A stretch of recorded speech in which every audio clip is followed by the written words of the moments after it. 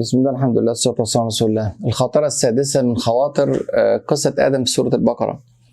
الخاطرة الخامسة، الخاطرة الماضية، تكلمنا عن قضية الإفساد في الأرض، إن ربنا سبحانه وتعالى ذكر في القرآن الكريم: أتجعل فيها ما يفسد فيها ويسفك الدماء ونحن نسبح بحمدك ونقدس لك. ده تعليق الملائكة على نزول آدم عليه السلام أو خلق آدم من الأساس ثم نزوله إلى الأرض. ذكرنا أن سورة البقرة أكثر سورة تكلمت على الإفساد في الأرض، ونهى ربنا سبحانه وتعالى عن الفساد ومدح أمة الإسلام أنها تمنع الفساد. طيب، هنلاقي معنى تاني سبحان الله غريب جدا وعجيبة من عجائب سورة البقرة، إن عكس الفساد إيه؟ عكس فساد الإصلاح. نجد أن سورة البقرة تكرر فيها لفظ الإصلاح 7 مرات. لفظ الإصلاح بمشتقاته جاء في القرآن الكريم 40 مرة، ففي سورة البقرة جاي 7 مرات. ده يدينا نسبة قد إيه؟ نسبة 18% من مرات ذكر الإصلاح في القرآن الكريم كله. خلي بالك لما اتكلمنا عن الإفساد في الأرض قلنا أن لفظ الإفساد في الأرض جه 50 مرة، منهم 9 مرات سورة البقرة، يعني 18% برضو.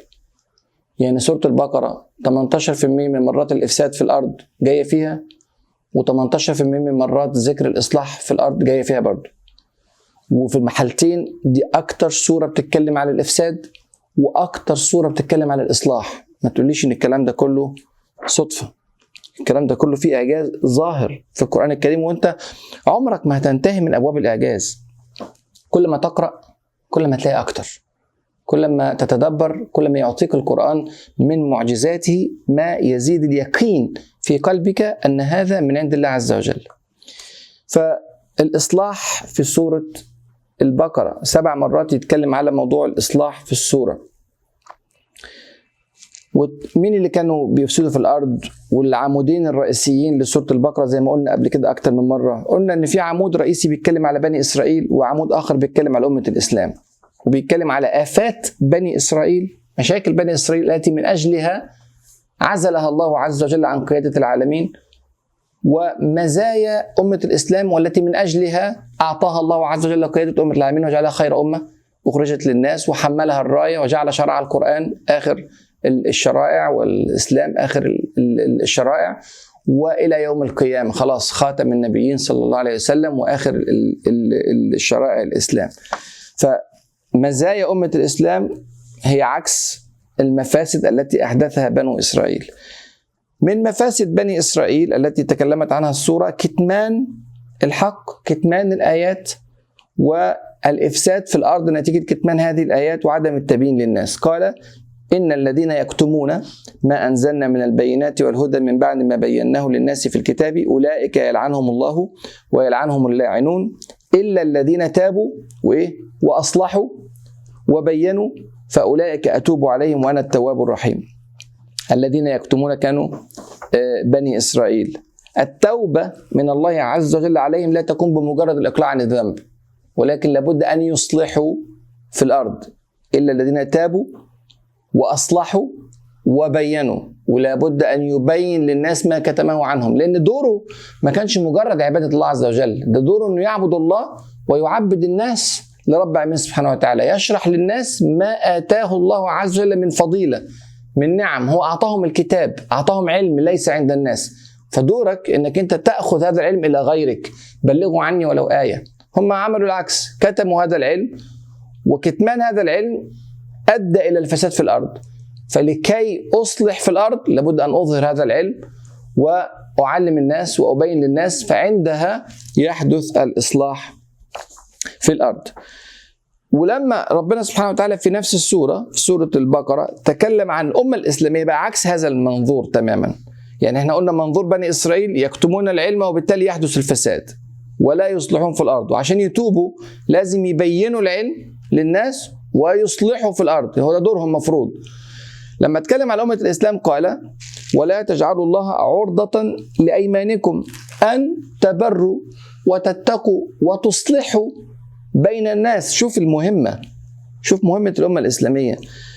ولا تجعلوا الله عرضة لأيمانكم أن تبروا وتتقوا وتصلحوا بين الناس. مهمة الإصلاح بين الناس، مهمة أن أنت تجعل الأجواء آمنة وهادئة في العالم كله، ويتكلم على الناس لا يتكلم على المسلمين فقط، لفظ عام جدا، وتصلحوا بين الناس.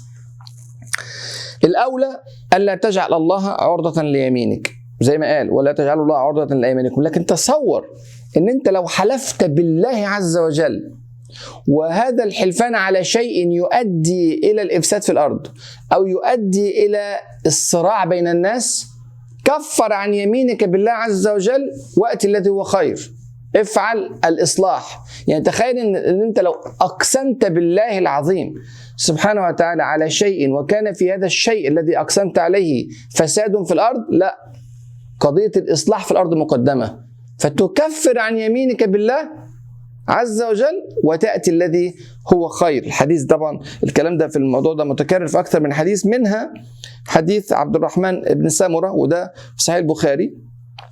جزء من الحديث بيقول ايه؟ بيقول الرسول صلى الله عليه وسلم: وإذا حلفت على يمين فرأيت غيرها خيرا منها فكفر عن يمينك وأتي الذي هو خير. دي قيمة الإصلاح في أمة الإسلام. وآخر السورة ربنا سبحانه وتعالى بيجمل كل القصة اللي اتكلمنا عليها في الخاطرتين، الخاطرة اللي احنا فيها والخاطرة السابقة، خاطرة الإفساد في الأرض اللي اتكلمنا عليها في الخاطرة الماضية، وخاطرة الإصلاح في الأرض اللي اتكلمنا عليها في هذه المرة. بيقول لي سبحانه وتعالى: والله يعلم المفسد من المصلح. ده برضه في نفس السورة بيجمع القضيتين في آية واحدة: والله يعلم المفسد من المصلح. لن يمر الإفساد دون عقاب من رب العالمين سبحانه وتعالى، ولن يفعل الإصلاح دون مكافأة، والله عز وجل يعلم. فهذا تنبيه وتحذير وتوضيح للرؤية لعامة المسلمين ولعامة البشر أجمعين لدور القرآن الكريم ولدور الشريعة الإسلامية ولدور هذه الأمة العظيمة، أمة الإسلام في الأرض. الشاهد برضو كختام لهذه الخاطرة، الشاهد أن سورة البقرة نزلت على مدار سنوات عديدة، ومع ذلك الجو العام بتاعها والخط الواحد الواضح من أولها لآخرها متناسق بشكل لا يفعله إلا الله عز وجل. ثبات الكلام على الإصلاح في السورة من أولها لآخرها، وثبات الكلام على الإفساد في السورة من أولها إلى آخرها، مع أنها نزلت في ظروف مختلفة وفي أحداث معينة وعلى مدار السنوات 10 كاملة. هذا شيء فعلا لا يفعله إلا الله عز وجل. أسأل الله عز وجل أن يتقبل منا منكم. جزاكم الله خيرا. السلام عليكم ورحمة الله وبركاته.